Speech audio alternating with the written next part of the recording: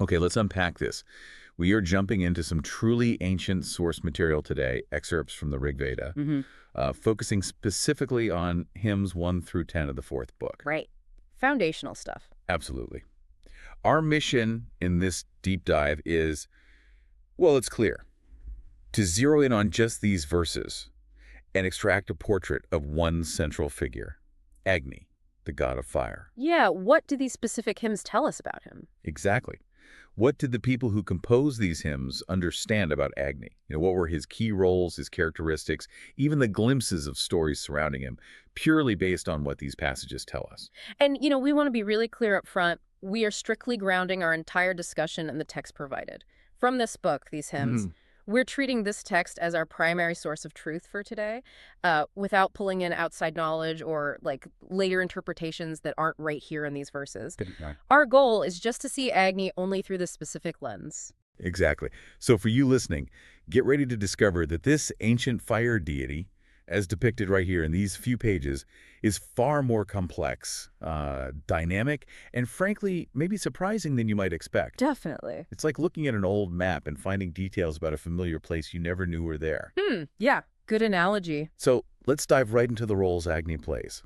He's clearly much more than just elemental fire in these hymns. He's uh, a powerful deity with a surprising number of functions. That's clear from the start. Yeah. One role that pops up again and again is Agni as a messenger, an envoy. The go-between. Right. The text describes him as a God-appointed messenger, one who joyeth in all seats of worship as an envoy. It uses that word envoy specifically. It does. He's the immortal bearer of your gifts, constantly doth his errand to and fro. And listen to this description. Swift, ruler over all mankind, moving like Brugu in each home. Wow, that's quite specific. Like Burgo. And hymn 7.8 really spells it out, calling him the bird of each right, skilled in an envoy's duties, knowing both worlds and that which lies between them. Ah, knowing both worlds. That's crucial. It even says that even when newly born, thou art an envoy, able to make himself a speedy envoy, like right away. What's fascinating there is how essential this connective function is portrayed. I mean, Agni isn't just, going places. He's explicitly bridging the human realm and the divine. Right. The fact that he knows both worlds and that which lies between them sort of suggests he's the perfect intermediary, doesn't it? The one entity capable of safe passage and communication between these different spheres. Carrying the offerings up. And implicitly bringing blessings back down. It's a fundamental connection. Okay, so building on that messenger role, he's also depicted as the key figure in the ritual itself. The priest, the invoker, the one who makes the worship actually work. Yes, the conductor. He's paired as the appointed messenger, best at worship. That phrase appears twice. Messenger and best at worship. Linked roles. Yeah. The text calls him the best sacrificer, brightest one, and says the priest, best at worship, must shine forth in glory. It puts a real emphasis on his skill, his preeminence in the ritual. He is placed duly as invoking priest and the chief priest at solemn rites. Some verses are even more direct. Agni himself, the priest. Well, this role makes perfect sense when you combine it with his messenger function, right? If he's the one carrying the offerings. Then he's also the one running the show, so to speak. Exactly. He's conducting the complex process of the sacrifice itself. And the text notes he is true to order, which kind of hints that his actions as priest are perfectly aligned with some fundamental cosmic or ritual principle. Which is probably what makes the human worship effective. That seems to be the implication in these verses, yeah. Makes it acceptable in the divine realm. Okay, shifting gears a bit, there's also this really warm, intimate role of a guest. A guest. Interesting contrast. Yeah. He's described as the guest who is received in all men's houses and simply the friend of the house. Huh. Friend of the house. Consider the contrast there. You have this, powerful deity, the bridge to the gods, the conductor of cosmic rites. And yet he's also welcomed inside people's homes. Right, almost like a family friend. It suggests a relationship that extends beyond, let's say, the formal altar to a sense of presence, maybe even intimacy in the domestic sphere. Intimacy, perhaps, but also immense power, particularly as a protector and a warrior. This role comes through incredibly strongly. Oh, absolutely. Fierce protector. Agni is depicted as a fierce defender against, well, a whole range of threats. The hymns ask him to put far away from us the god's displeasure. So protection from divine anger, too. Yeah, and remove thou far from us all those who hate us. He's the nearest us with succor, and is asked to guard him from all who seek to do him mischief, to rescue him from distress, Covering all bases, physical and spiritual. and protect the worshiper from losing his riches or letting the sinner's wickedness enclose him. He can keep penury afar and grant us plenty. So protecting wealth and well-being, too. Definitely. Yeah. The text asks him not to punish us, not for a false brother's trespass. Let us not feel the might of friend or foeman. That's quite specific. And pleads for him to keep us safe with thy protection, loving us, ever guarding. Loving us, that adds another layer to the relationship. It does. And the imagery gets even more intense. He's told to beat thou away, destroy severe affliction, slay e'en the demon when he waxes mighty. Taking on demons directly. Yes, his power is like a wide-spreading net thy vigor. Go like a mighty king with his attendants. He can transfix the fiends with darts that burn most fiercely, burn down our foes, and consume thou utterly like dried-up stubble. Very fiery, consuming imagery there. Makes sense. He can drive off those who fight against us, slacken the strong bows of the demon-driven, those empowered by evil forces, and destroy our foemen, whether kin or stranger. No distinction. Total protection. He's the guardian of this people. From him, who, near or far, is bent on evil, possessing protecting powers unerring. The text even gives examples, saying he preserved blind Mamatea from affliction, A specific case. and preserved the pious, so those who wanted to harm them did no mischief.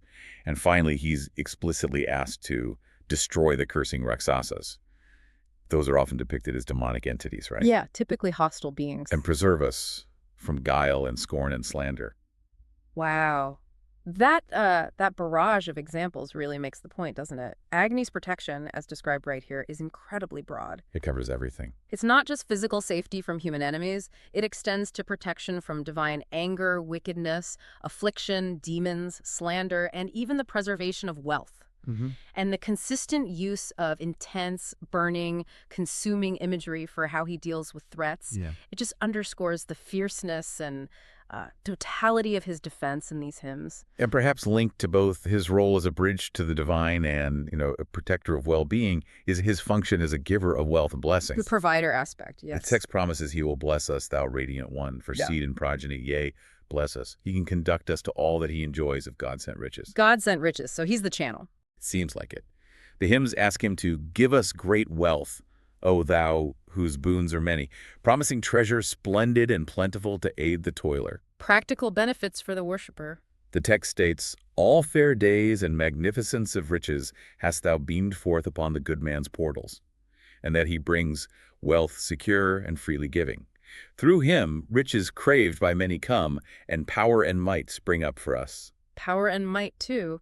Interesting. He is explicitly called wealthy in boons, able to make the worshiper richer, and even the Lord of all riches in one verse. Yeah, this clearly connects his divine power and his central role in ritual sacrifice to, well, tangible benefits for the human worshiper. It seems very transactional in a way. You could see it that way. By facilitating the connection to the gods and accepting the offerings, Agni becomes the essential channel for prosperity, offspring, power, and overall well-being. According to these verses, anyway. His ability to bestow these things is a fundamental part of his relationship with those who worship him. Okay, moving beyond his specific roles, the hymns also paint a really vibrant picture of Agni through his physical attributes and the imagery used to describe him. And top of that list has to be radiance, right? Brightness. Overwhelmingly so, yeah.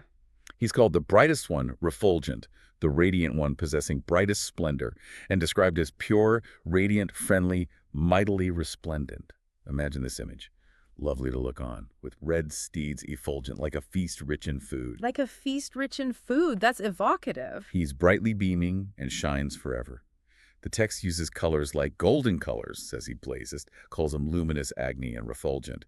He's bright like a spear's tooth. Sharp light. His brightly shining games are mentioned. He's the flaming god, bright colors shining brightly, clothed in light, bright as the sunlight, and even shineth near us, even as gold for glory, described again as brilliant as gold.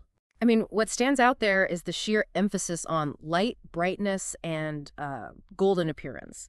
This isn't just a physical description of fire, it's clearly used to convey his divine power, his purity, his presence. Feels symbolic. Absolutely. The sheer volume and variety of terms for radiance suggests this is one of the most defining characteristics of Agni in these hymns. Okay. Along with his light comes incredible speed and power. The text describes him moving swift as a wheel, having a rapid course, and being pulled by strong-muscled, radiant stallions. The steeds again, often red or radiant. Yeah.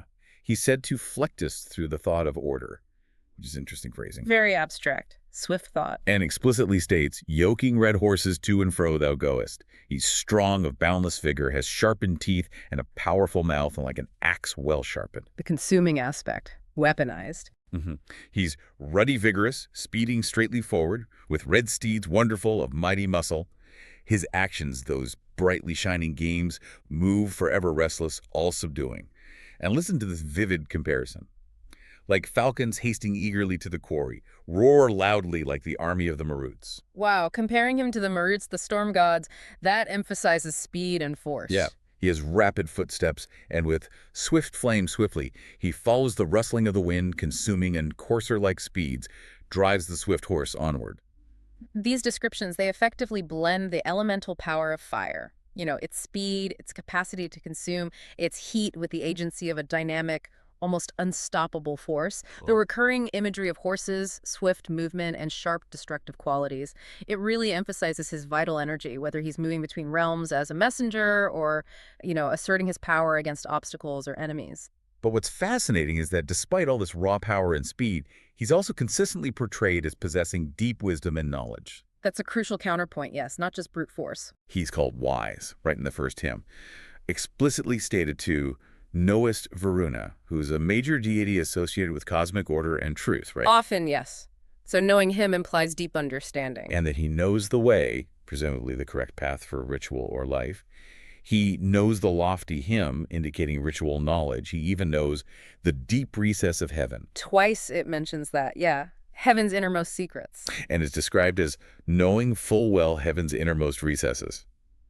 The worshipper acknowledges, to thee who knowest, Agni, thou disposer, all these wise secret speeches have I uttered. A recognition of his understanding. He is repeatedly called wise and exceeding wise. And intriguingly, the text says he helps men distinguish sense and folly. That adds a really crucial dimension to his character in these hymns. He's not just a force of nature or a simple go-between. He possesses wisdom, discernment. His knowledge extends beyond just the ritual mechanics to the divine realm itself, and even to human understanding guiding people, it seems, to distinguish truth from error. This wisdom makes him a trusted mediator and a figure of profound insight, not just power. And then there's the really intriguing, sometimes enigmatic aspect of his origins, his births, mentioned in these hymns. Yes, the multiple births. The text mentions 3 are those births, the true, the most exalted, suggesting multiple ordins right there. It gets more specific. In houses, first he sprang into existence, at great heaven's base and in this region's bosom. So hearth fire, lightning, and something earthly, maybe fire drills? Perhaps. And the imagery around his initial form is quite mysterious. Footless and headless, both his ends concealing, in his bull's lair drawing himself together. Primal, undifferentiated almost. This primal form, wondrously at first he rose aloft, defiant in the bull's lair, and he came invested in the boundless region. He's said to be born between both races of born beings. Maybe divine and human, or heaven and earth. It's ambiguous. And born of twice 5 sisters. 10 fingers, perhaps, for the fire drill. Could be. That's a common interpretation later, but the text here just says twice 5 sisters. He's found in his eternal mothers, in the wood, concealed and unapproached, hinting at the fire drill maybe more directly. Yeah. And this fascinating line, she, yet unimpregnate, hath conceived thee, even when newly born thou art an envoy. Suggesting a miraculous or, unconventional birth. Yeah. Non-biological. Right. But despite all the mystery, the text confirms that light was apparent at the birth of Agni. Which connects back to his radiance. These descriptions, they paint a picture of a deity whose origin is fundamental, maybe tied to the very structure of the cosmos, not just a single event. Makes sense. The multiple births suggest his manifestation in different realms, earth, sky, and different forms, like hearth fire, lightning. The footless and headless imagery hints at a primal, maybe formless energy that gathers itself into being. The idea of being born from eternal mothers, or in the wood, likely points to the physical generation of fire through friction, while the unimpregnated mother line introduces that layer of divine mystery. These passages ground him in elemental fire while simultaneously elevating him to a being with complex, perhaps cosmic, origins. Okay, this leads us nicely to another fascinating thread that weaves through several of these hymns. A myth involving ancient figures and the release of hidden things. The Angiras' story, yeah. Exactly. The text speaks of our human fathers, who are later explicitly named the Angiras, often seen as mythical ancestors or sages. Right, the first sacrificers in some traditions. And these Angiras performed significant actions here. They sought pure light. They rent the mountain and cleft the ground. Crucially, they threw open the solid mountain firm, compact, enclosing, confining cows, the stable full of cattle. Breaking open concealment to release something vital. The cows often symbolize wealth or dawn. And as a result, they found the light, made red dawns apparent, and encompassed morning.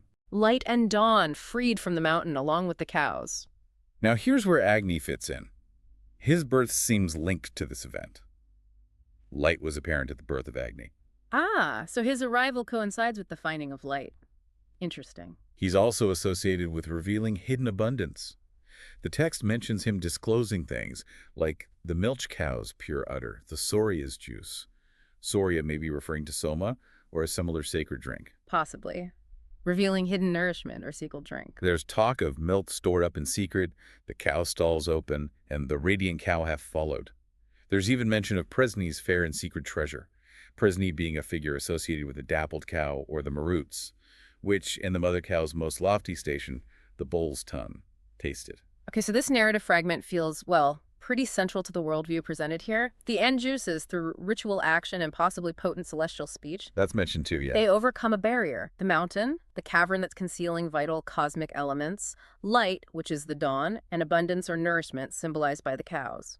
And Agni is key to this. Absolutely integral, it seems. His very appearance coincides with the manifestation of light, and he's associated with making hidden milk, juice, or treasures accessible. This myth suggests a kind of cosmic unlocking, a process where potential and abundance are brought forth from concealment into manifestation. And Agni is a key force or catalyst in that revelation. Exactly. It links him directly to the bringing forth of light and vital resources, even from hidden secret places, revealing hidden knowledge perhaps, too. So how do humans engage with this multifaceted Agni according to these hymns? I mean, what's the interaction like? It's primarily through ritual and worship. The actions are quite specific. Right. They offer sacrifice, engage in worship, provide oblations, bring fuel and food for the fire. They offer praise, gifts, they're singing these lauds, and offering devotions. The fuel and food seem very direct, feeding the fire, sustaining Agni. And specific ritual elements are mentioned too, like the uplifted ladle, lighting fire, strewing grass for the offerings, and pressing the sweet juice, and pouring offerings that are cleansed and poured from beakers. A whole ritual technology described. And what do they expect in return? The text shows a very clear reciprocal relationship, doesn't it? Very much so. Agni accepts the worship phrases like, accept our solemn rite, accept them gladly, well-wrought worship thou acceptest. He shows favor. Agni, show favor. And in return, provides that protection we talked about, and gives wealth and blessings. Those verses listing benefits often follow mentions of offerings, So human action fuels Agni. enabling him to fulfill his divine roles and provide blessings. That's the dynamic described. This reciprocal dynamic is, well, fundamental to the relationship described in these hymns. Human action and dedication in ritual providing fuel, oblations, praise are presented as the means by which Agni is energized, pleased, and enabled to perform his divine roles. And in return, In return, Agni fulfills his side of the relationship, providing protection, prosperity, and acting as that necessary link to the divine realm. The efficacy of human life and connection to the divine is explicitly tied to the act of worshiping Agni here. okay, so after this deep dive into these specific verses, what does this ancient text potentially offer you, listening now? By focusing just on these passages, we get, I think, a vivid and complex depiction of the god of fire. Definitely not just fire. No, he's the essential bridge between worlds, the vital conductor of sacred ritual, a fierce protector against this huge array of threats, the source and channel of prosperity, and a being with profound wisdom and these mysterious multiple origins. And when we limit ourselves strictly to this text, as we try to do, it reveals a worldview where a foundational element like fire is anything but simple. It's presented as an active, conscious, relational With deity. personality. Yeah, deeply involved in the fabric of the cosmos, human life, and this process of revealing hidden potential and abundance we saw in the Andrews' myth. Mhm. It shows how intricately linked the vital elements of existence, divine power, and human responsibility through ritual were understood to be, at least in this context. It's a kind of self-contained system of mutual dependence described through really powerful language and imagery. We've journeyed through just these 10 hymns, but already Agni emerges as this incredibly dynamic figure, far more than simple flame. He's the intimate guest in your home, The friend of the house. the commanding king on the battlefield, the critical bridge to the gods, the wise discerner, and the force that, alongside those ancient sages, helps unlock light and potential from darkness. Yes, these specific verses paint a striking picture of a central deity whose power is accessed, maintained, maybe amplified through human ritual action, and who in turn makes human life possible and flourishing by enabling connection to the divine, providing protection and bestowing abundance. It's a powerful example of how ancient texts construct their understanding of the divine. Exactly, through specific narratives, attributes, and relationships laid out right there in the words. It really makes you pause and think about how deeply ancient cultures perceive the forces around them, doesn't it? Not just as, physical elements, but as conscious, powerful beings with personality, purpose, and relationships, all intertwined in the cosmos and in human life. And this deep dive, sticking strictly to the source material, I think it reveals how much rich, specific detail is embedded within these foundational texts if you just focus closely on what they actually say. Okay, so here's a final thought to leave you with, drawn straight from the ancient verses we've explored today.